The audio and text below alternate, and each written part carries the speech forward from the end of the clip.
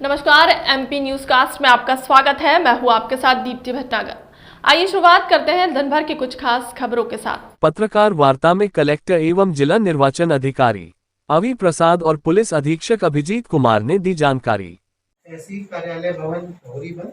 और तहसील कार्यालय भवन सलीमनाबाद, यहाँ पे रिजर्व मशीनें रहेंगी कि यदि किसी भी मतदान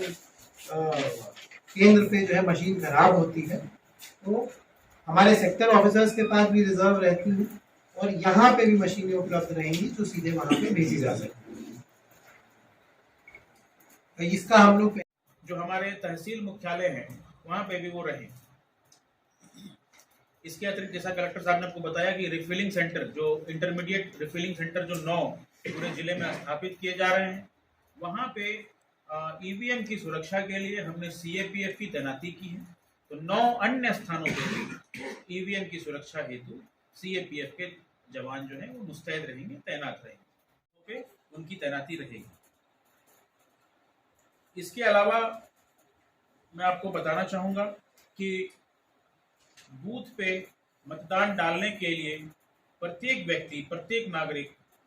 आ सके, उनको कोई असुविधा ना हो, कोई अशांति ना हो अथवा कोई भय या लालच दे करके उनको परेशान न करे। इस हेतु हमारी मोबाइल पार्टियां भी लगातार सर्कुलेशन में रहेगी, अपने कार्य क्षेत्र में लगातार सक्रिय रहेगी।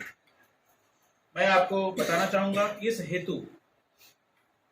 पूरे जिले के अंदर अलग अलग विधानसभा क्षेत्रों के अंदर करीब 125 से ऊपर हमारे पुलिस मोबाइल तैनात किए गए हैं और इसी के पैरेलल हमारे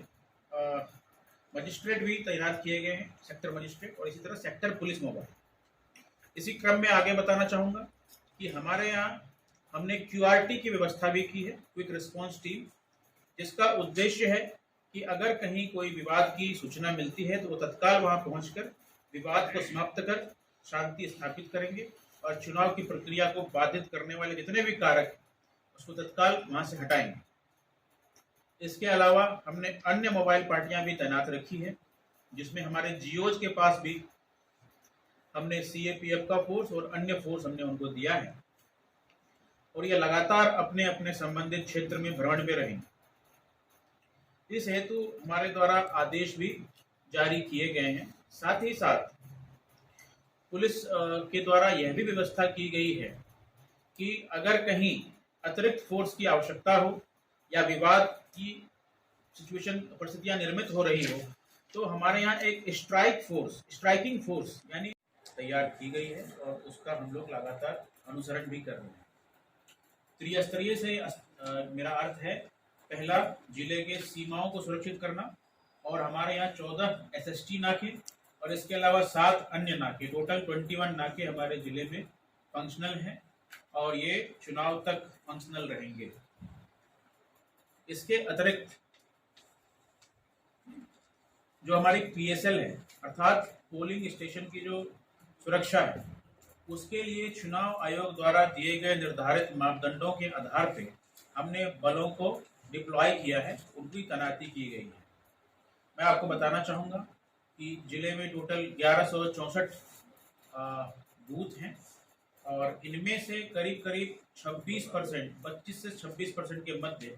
संवेदनशील क्रिटिकल बूथ के अंतर्गत आते हैं।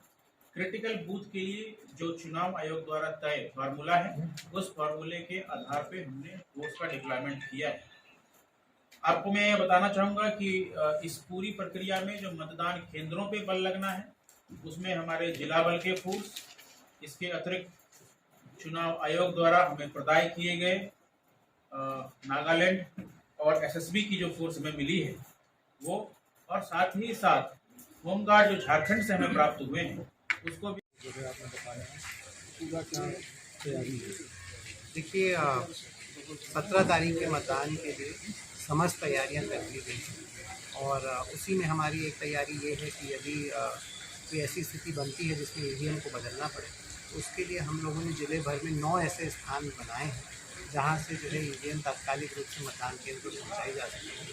और इसके अतिरिक्त मैं ये बताना चाहूँगा कि कल सुबह 7 बजे से मतदान दलों को जो है वो सामग्री का वितरण प्रारंभ कर दिया जाएगा और हमारा प्रयास ये है कि वो सभी मतदान दल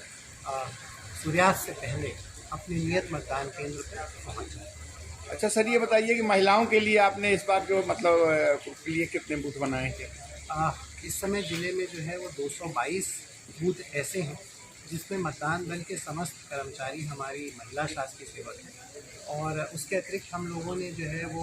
4 मतदान केंद्र ऐसे बनाए हैं पूरे ज़िले में, जिसके मतदान दल के समस्त कर्मचारी जो हैं वो हमारे दिव्यांग शासकीय सेवक हैं, उनकी सहमति के आधार पर, और एक बूथ ऐसा रहेगा